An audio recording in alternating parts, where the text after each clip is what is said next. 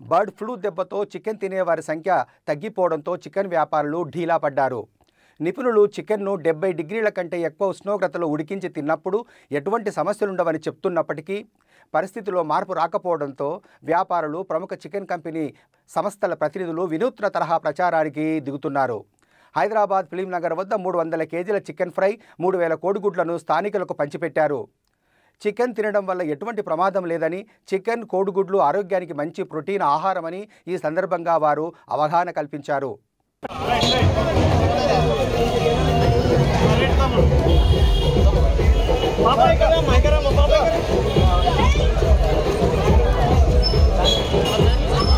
అన్న కొంచెం జరగరా అన్న అన్న అన్న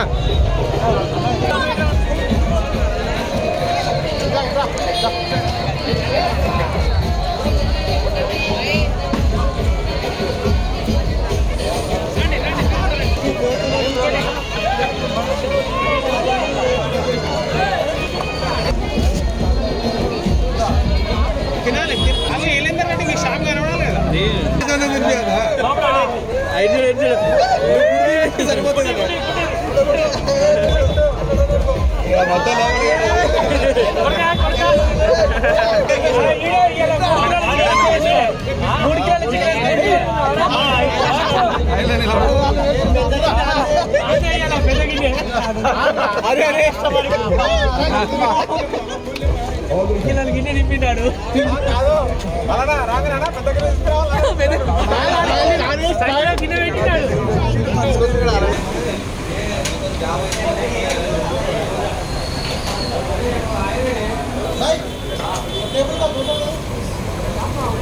Hey!